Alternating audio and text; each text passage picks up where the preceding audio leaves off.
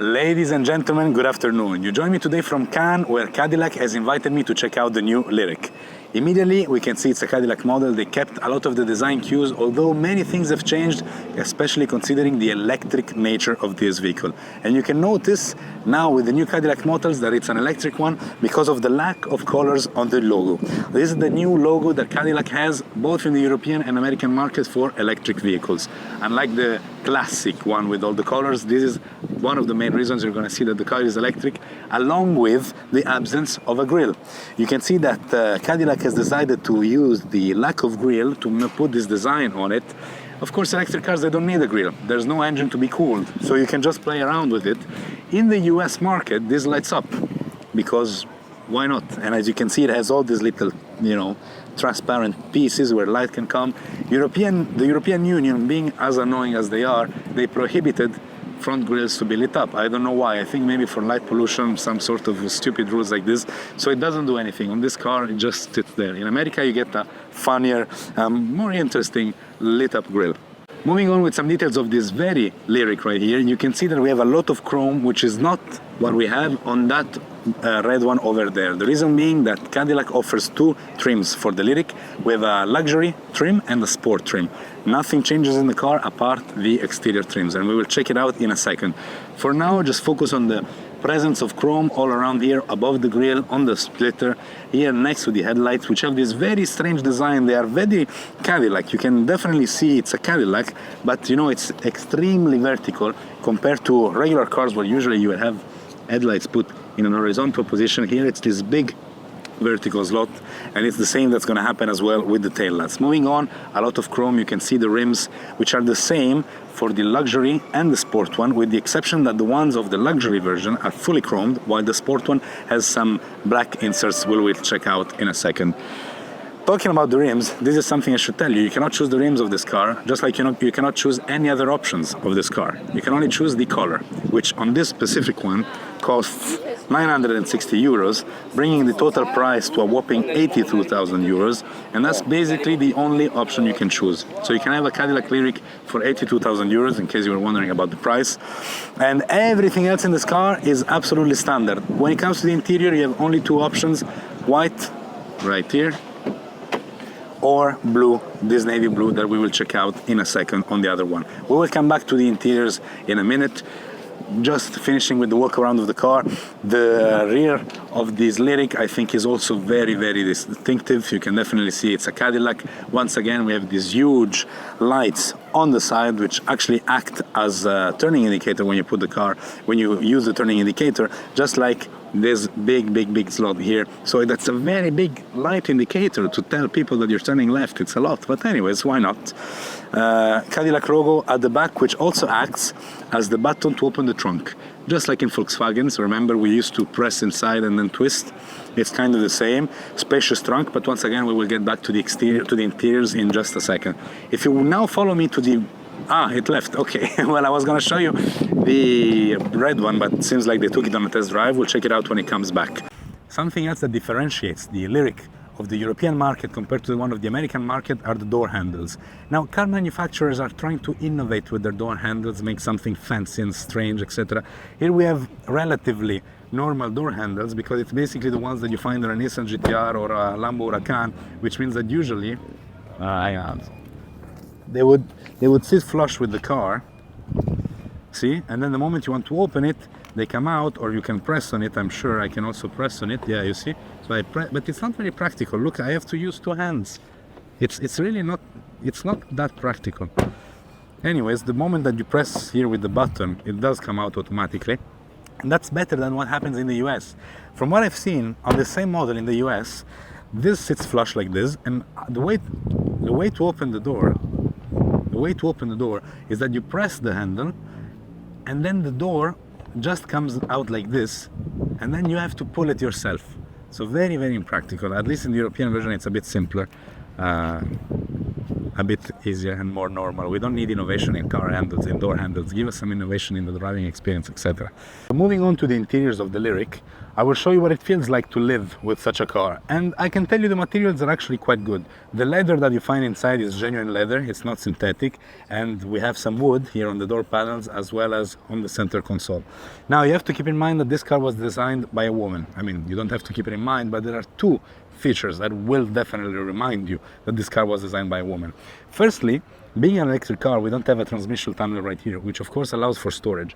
But apparently the mission of this woman was to use this area right here as a place where, as a woman, you can put your bag once you get in the car. Because traditionally, you know, on the Bentley, for example, or any other car with the big central console in the middle, you don't really have space for a bag. So you would just end up putting it on the seat next to you or at the back, but you have some people in the car, then you're gonna bother them, etc. So that's a way to put your bag.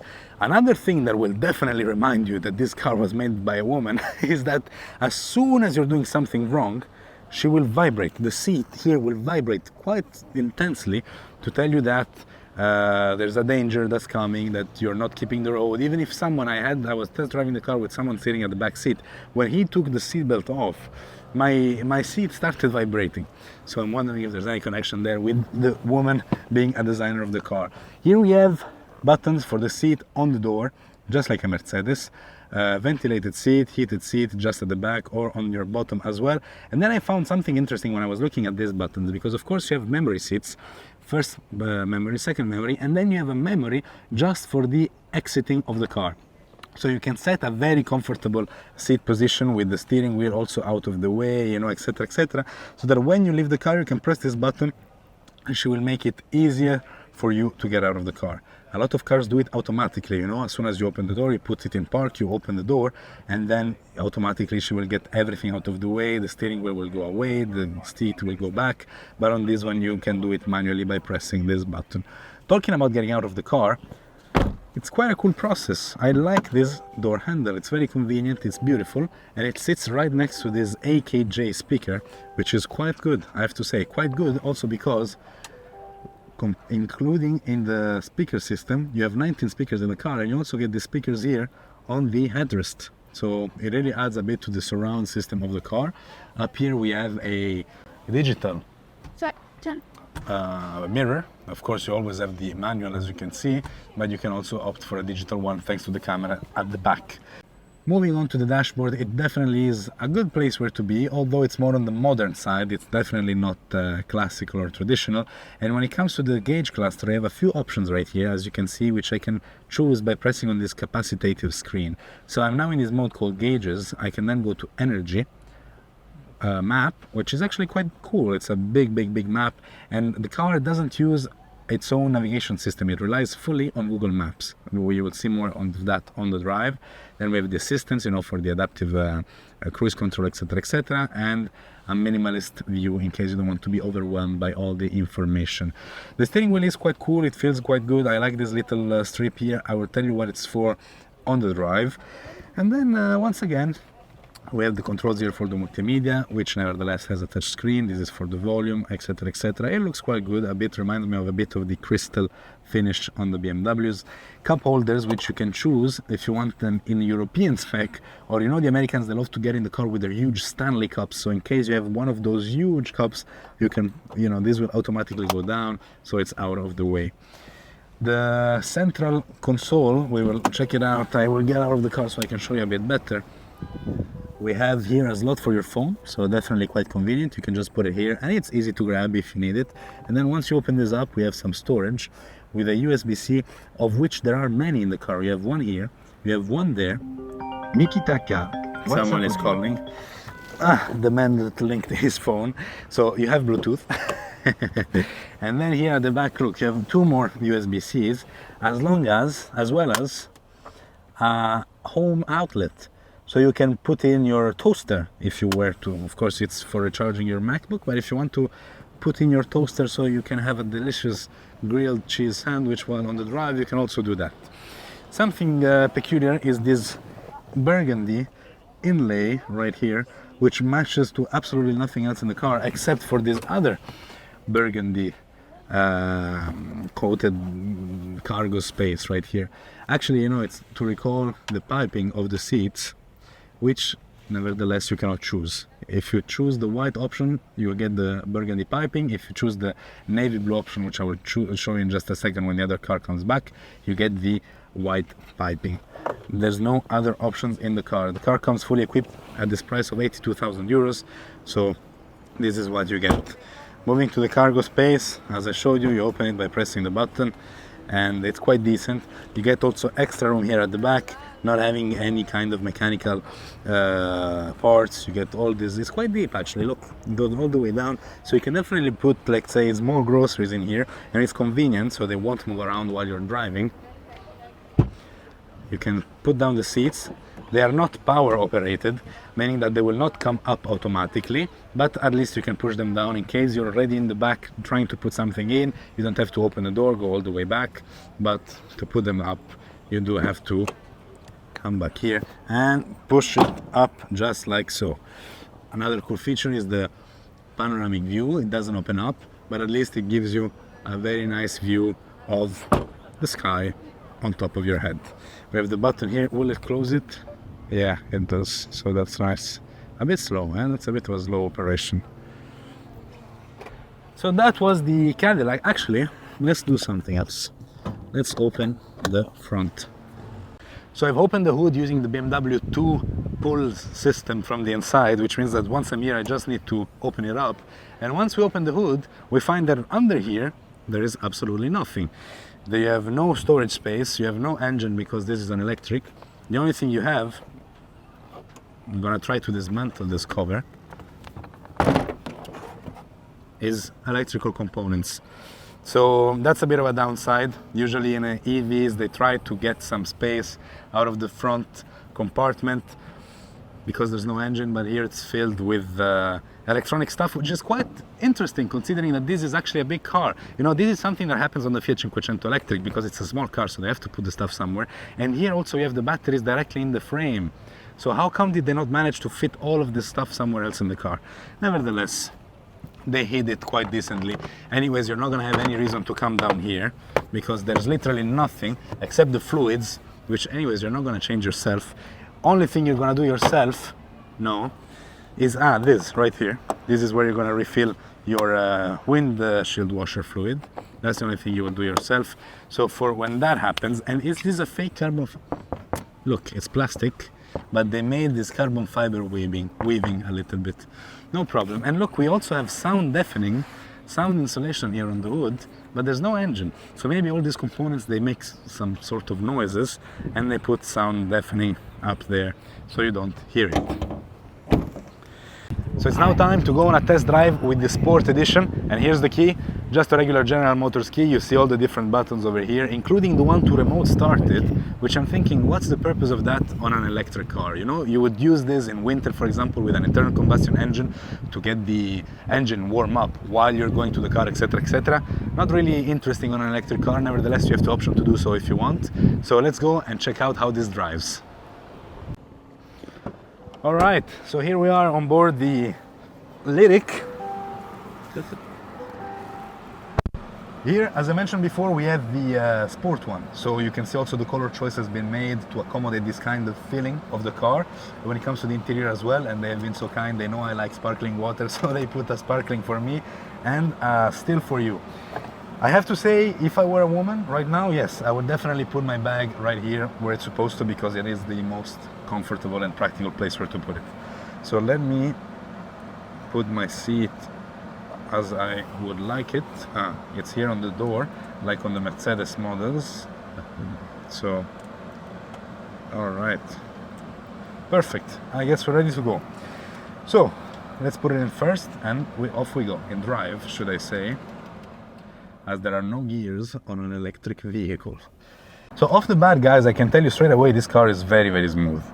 Very silent, of course. The loudest thing right now is the AC, but look, it's unbelievably quiet in here. Truly, truly quiet.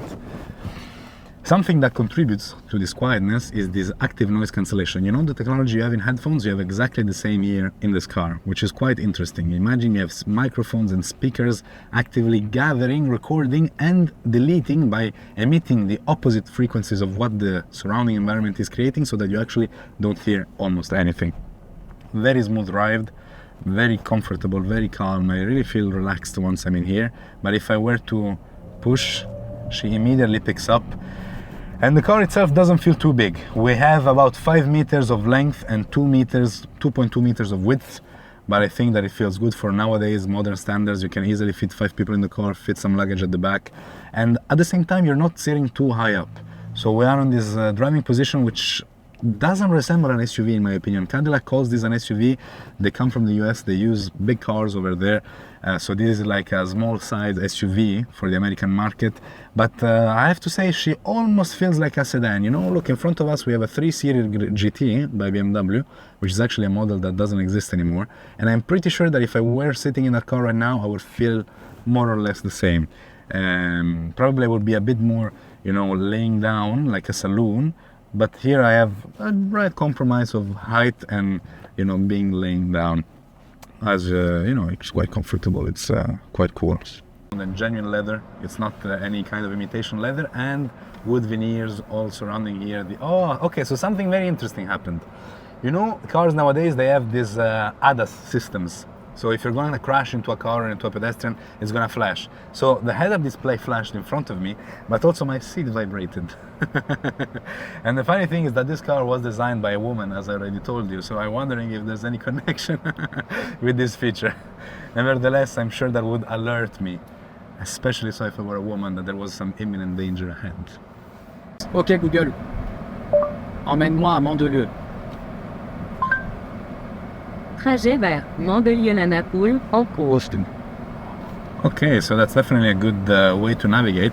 With Google in the car, you just talk to her. Because I think there's no navigation system, right? You rely purely on Google Maps. Yes, that's stupid. Alright, so there you go. No navigation. Cadillac didn't bother with investing in researching and making their own navigation system.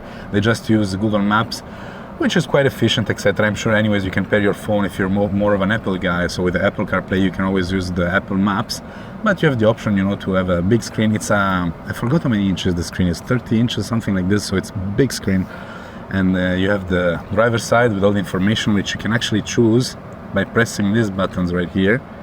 We have a few options that, as I showed you earlier, and then of course we have the big screen for infotainment, etc., etc. The setup of the car doesn't change whether you have the sport version or the comfort version. These are just trims for the aesthetics of the car, for the veneers outside, you know, the chrome, etc., etc. But you're gonna have the same performance and the same smoothness whether you have either of the two options. See, my seat just vibrated again. But for no reason, there's no danger right now. So I think they just want to add a little bit of spice to the drive, maybe. And it's such a beautiful day to go on a test drive. Cadillac made really a smart choice to organize it here near the port of Cannes, where we can also have a look at the nice yachts moored here while driving around in total comfort. And it's true that it's so silent in here, it's unbelievable. I drove a few electric cars, but wow, they did something here. They made it super silent, and the steering wheel is very smooth. Now I'm in comfort mode. I can change that. We will put sport up ahead. But it's very maneuverable. It almost feels like the car is full wheel steering, which she doesn't, by the way. So let's now try sport mode, and let's give it a launch as soon as this gentleman gets off the pedestrian crossing. Okay, wait. I align myself and... okay. Yeah, she definitely goes. It's good. For a city car, for a small size SUV, it's a very good acceleration, especially for a car that doesn't promise crazy performances. Again, the seat is vibrating. I find this option very funny, but it makes sense. It alerts you in a way that is beyond the acoustic signal, which I'm sure you can also turn on somehow. And especially you as a passenger, and you know, me, I'm focusing on the road, but you as a passenger, you can wander your eyes around, and I'm sure that you're also enjoying the panoramic roof above our heads, right? Yeah. And so is Sofiane at the back, especially from the back seats. I'm sure you really can appreciate the openness, which you don't have with an opening sunroof. Here it's panoramic, so you have an uninterrupted view of the skies, which is quite nice. Let's launch it one more time and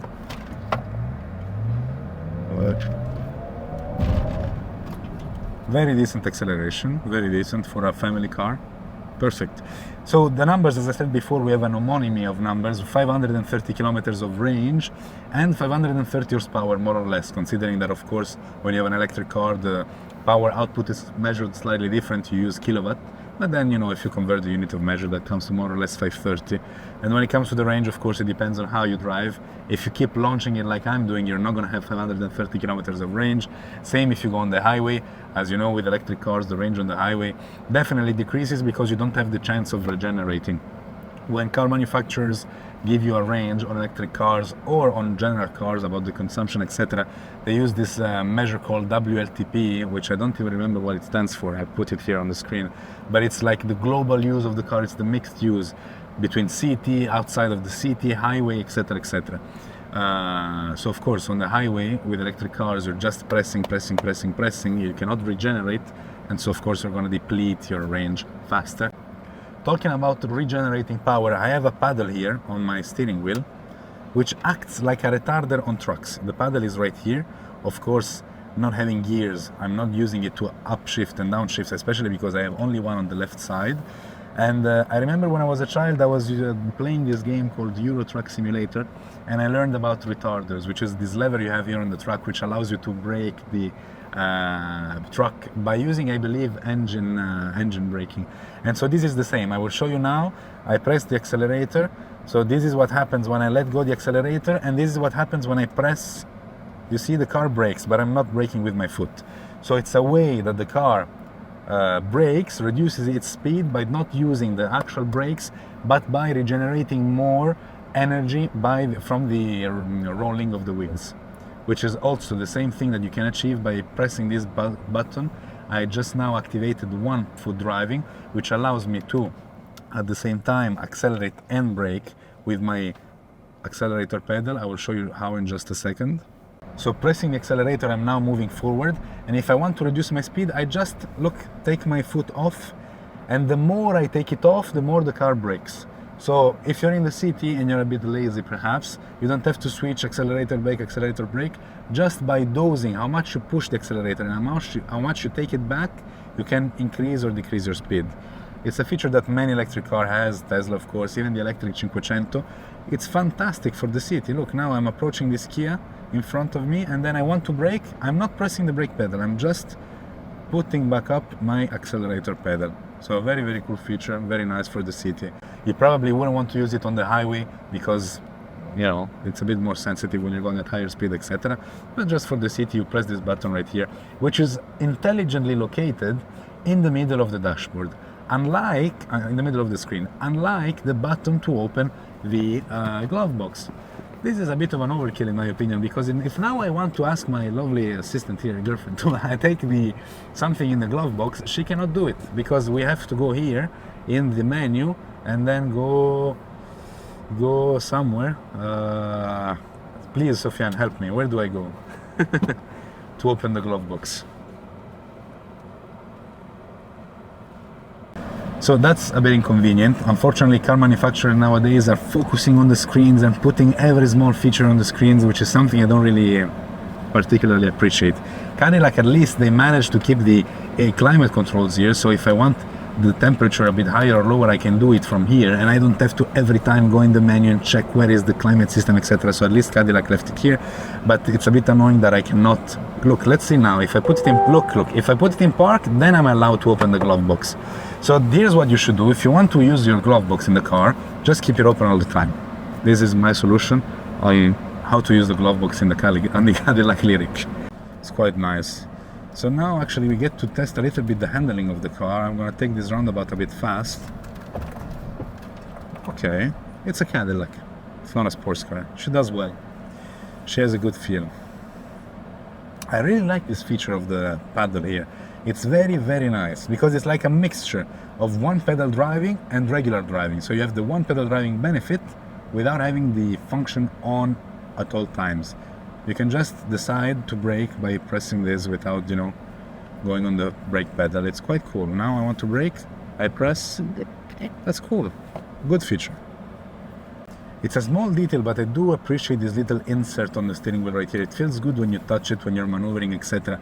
Which actually is supposed to be where you have the LED indicator for the Super Cruise, which is basically Cadillac's autopilot. And it's actually a very good one of the best ones in the industry. Problem is that being in Europe and being under the European Union rules, which are very, very debatable, we don't get to have these features in Europe. We just get to have the adaptive cruise control and the normal lane keep assist, you know. So we don't get to have this that lights up when the car drives itself. But I would be really curious to see how that works in America. You know, nowadays on all the modern cars, even BMW, Bentley, they all have great systems for keeping the truck in lane. It kind of drives itself, but after 15-20 seconds, you have to do like this with the steering wheel to show the car, hey, I'm still here. In America, on the other hand, we have this reader right here, which looks at your eyes. And it's the same thing that BMW has, except BMW, they have it up here in the gauge. Basically, this looks at me, and if I'm paying attention to the road in America, it's gonna keep driving itself without any problem. Here it's just to check that you haven't fallen asleep, and perhaps, you know, for the adaptive cruise control, it will also do something. But a small difference between the American and the European world. Everything that I do that this car doesn't like, my seat vibrates. If I'm going to crash, my seat vibrates. If the guy at the back doesn't put its seatbelt, my seat vibrates. If I keep my eyes off the front for too long, my seat vibrates. It's what is it trying to do? It's very funny. Let's see what happens. No, it's not. Only for the rear guy, for the rear seat. But for you, it's not. So interesting. Maybe because I would see it if you don't have it. Right? But for the people at the back, I cannot see it. So that's why it really tells me. It's vibrating. Not now. Now yes. Now yes. Now yes. So you have to wait a little bit. Yeah, no problem. I do it my style. Yeah, thank God. Now it doesn't anymore. It vibrates only a little bit at the beginning, and then it stops. I think otherwise that would be even more dangerous if it kept vibrating. Alright, so that was a cool test drive. Managed to get some driving impressions on the Lyriq. So let's get out to end this video. Okay. So before finishing it off, I showed you the differences with the sport version. As I said, it's just a trim. All the chrome finishes that we had on the other one here are darker. It's still a bit glossy, but it's definitely a darker touch. And here we can really see the difference. It almost looks black. Same with the contours next to the headlights. As you can see, it's completely black. And the rims, as I told you, are exactly the same. The only difference is that they're slightly darker, and we have a gray spoke here in the middle of the other ones. Same design, different color, same car, different vibe.